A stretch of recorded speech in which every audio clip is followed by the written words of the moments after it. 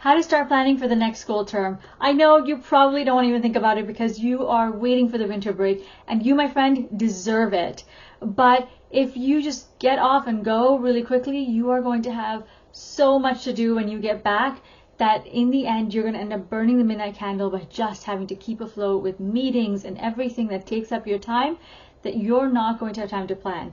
So while there's a little bit of time here and there, I'd love for you to just sit down with me and create an overall outline of what your next term is going to be. And we're going to do it right now. So I've broken it up into 4 quick actionable pieces so that we can get started right away. Okay? So here's what you're going to do. Number 1 is called find your time, or find the time. Essentially, this is really easy. All you're going to do is for this week before the end of the school term, or at least this term ends, you are going to try and find at least 10 to 15 minutes.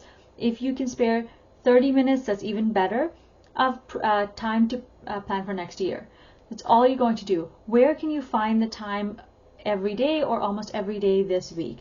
When you figure it out, actually put it down in your calendar. Make sure it's written down or in your phone if that's what you use to plan out everything for yourself. Okay? Write it down right now. When you're done, come back, unpause this video, and we're going to keep going. Number 2 is set your teaching goals. So in your first time slot, we're going to actually sit down and look at the core competencies or Common Core, whichever you're using, and you're going to figure out which one of those you want to teach for next term. You're going to make a note of all of those, and then you're also going to look at what content area you want to teach that fits under those categories. That's it. That's slot number 1.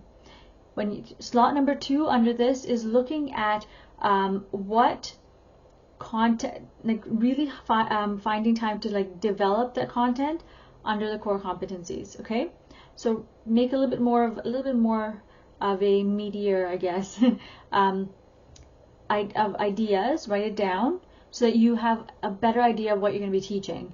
Slot number 3 is all about looking for your activities and looking for the materials that you're going to use.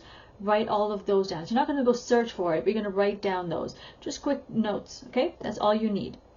Then if you're confused about this though, and you're not sure how to stay organized because there's too many things going on and you need a calendar, then I have a beautiful teacher planner bundle ready for you. Just click on the link that says full episode and go right to section number 2 or point number 2, and it has everything done for you there. Okay? Number 3 is organize your time. So here you're going to go beyond planning.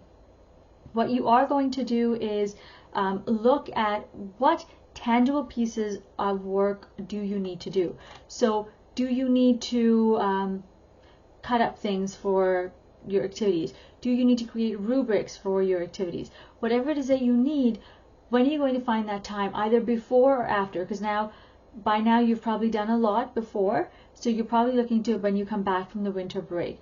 So those things can wait.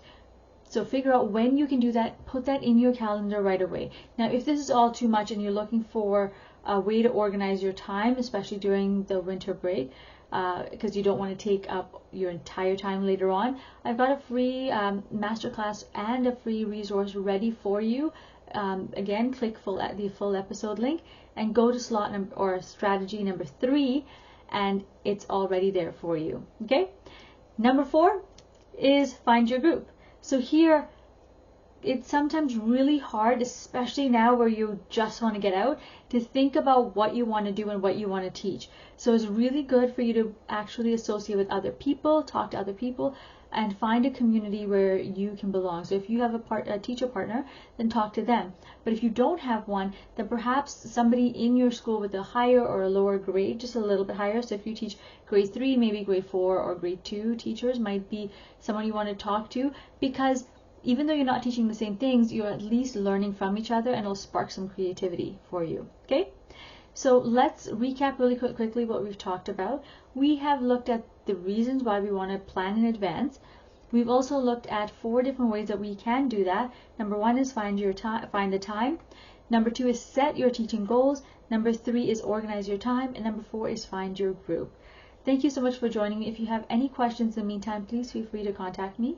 Remember to create, experience, and teach from the heart. Take care, my friends. Bye.